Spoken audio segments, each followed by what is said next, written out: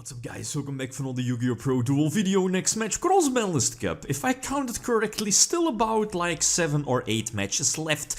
So let's get on with the next one. Top 4 on the left side of the bracket. Both these decks already lost a match, or yeah, any match in the, starting from the top 16 cutoffs. But, well, matchup of the day, we both have Chaos versus also one of the title candidates, I guess, being Dracopals.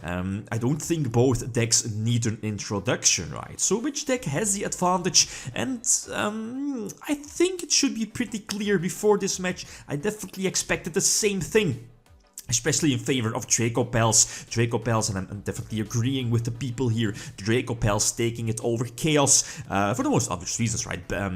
Power creep, for example, and just because of the multiple power cards like Clash of Draco Rivals, Wavering Eyes to search out the one of Monkey Board. It's very, very strong play. Only one Joker and triple Pendulum Sorcerer, that is, but still, the deck does so many things. Northern as well, not to forget, but as proven in the past, same for Chaos, for example, or with a couple of other decks as well, main decking those big cards from the past, like Snatch Steal or, well, Graceful Charity, Pot of Greed, those old school cards, Imperial Order, Crush Card Virus. Those decks are definitely not to underestimate, and that's something we already have seen in the past.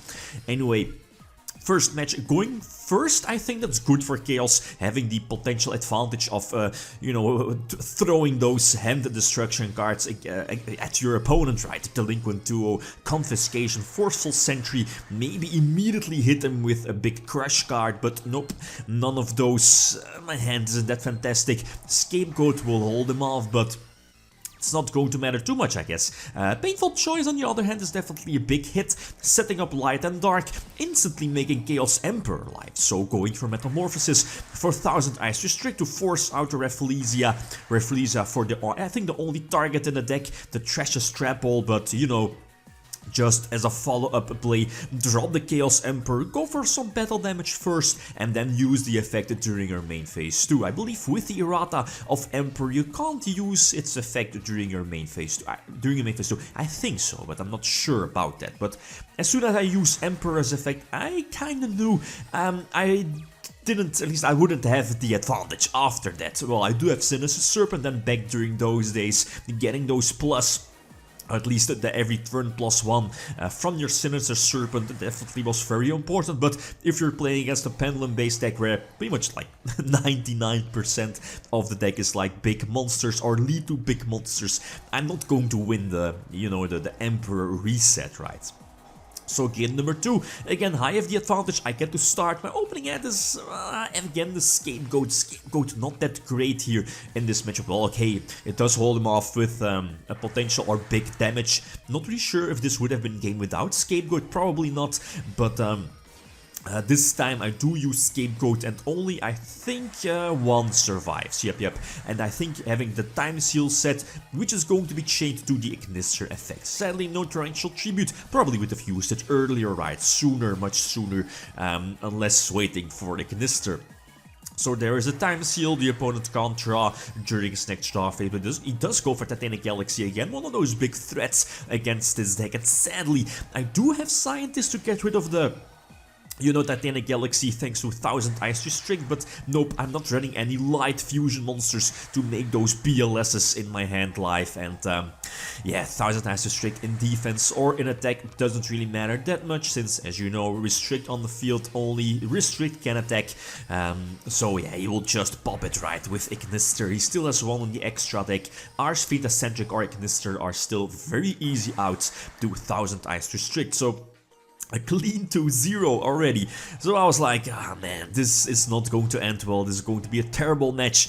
But, well, anyway, game number 3, I get to start again. This hand is much better. Immediately, Delinquent Duo, his hand was able to send Delinquent Duo with Painful Choice to the graveyard, Graceful Charity as a follow-up play, Reborn Demok, and of course, pre-errata Demok was able to activate its effect as soon as it was special summoned, so definitely going to ring his monster as well. The King of the Feral Imps could potentially search your Lizard Draw. Lizard Draw, I believe, is a high scale of 6 if I'm not mistaken, but yeah, just prevent him from, well, again, potentially setting up his scale. Flip over 6 cents, call 5 or 6. Sadly, not hitting the draw cards, right, but blow him away with the drop BLS and, of course, a good old Yata Garasu. So deal damage, and now the opponent is forced to skip his next battle phase. No cards in hand, no grave monsters to survive, right, or, well, hold off a potential Yata during your next turn. So, okay, whew, I'm back in the game.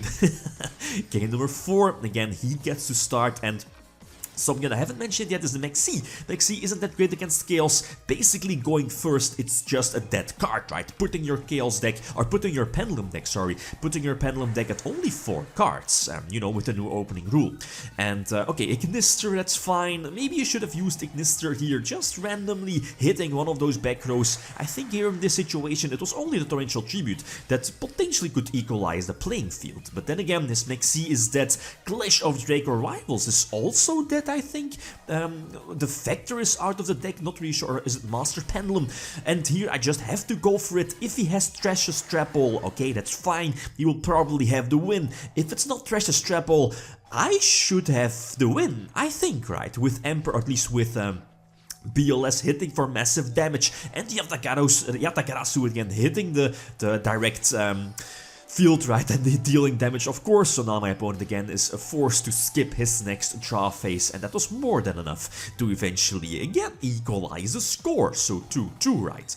So game number 5, the also important game number 5, he starts off again with a very average hand, not the super broken hand of Clash of Draco Rivals, Raving Eyes, Joker, Monkey Board, etc, etc. And this hand, definitely solid. Immediately Graceful Charity right off the bat, there is no reason to wait, right? And then used Metamorphosis to bring Dark Balder to the field. Balder only negates normal spells, so no Raving Eyes or Clash of Draco Rivals, but you see it here.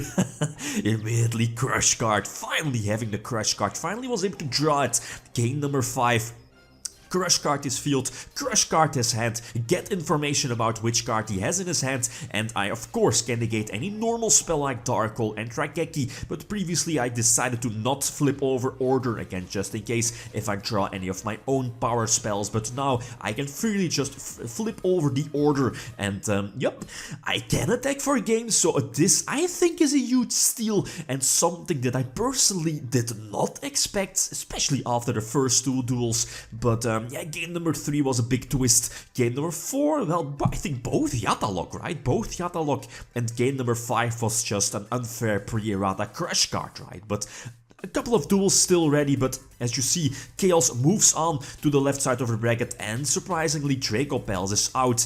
The next matchup, again, like always, feel free to leave your predictions. As you saw, will be the matchup of Invoked versus Shaddoll. So again, also definitely 2 title candidates paired up against each other. Both decks, I think 2015 versus 2016. So I believe we have 3 extra duels here. The first one, he of course starts. Again, a very solid opening hand. I think the best one out of the... This is duel number 6, right? Yeah, duel number 6 here. I think the best one of ending with Titanic Galaxy, negating any potential spell effect, right? Giant hand, negating any monster effect, a fully loaded hand. So I was like, well, nah, I don't have this one. So going to set 3, one of those being the potential comeback card, being the Mirror Force, and I'm not really sure. Okay, he does go for Ignister, that's a good play. Using Ignister, I'm not going to chain the 6 cents. Again, he will just, at least I had to chain before he targeted, right?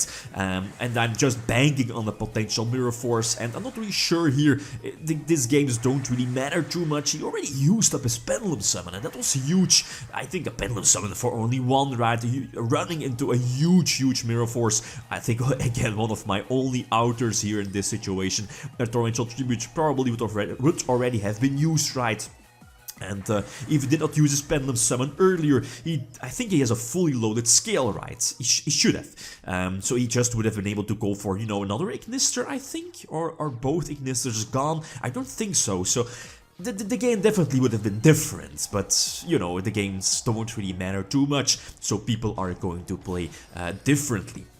So next duel, I believe duel number 7, I think, he gets to start. Again, decent opening hand, Treasure Strapple right off the bat, still having the normal summon to search out, I believe, Monkey Board. No, it doesn't really matter, right? Going for the Canister, getting the free special summon, and ending with, what is it called, the Draco Slayer?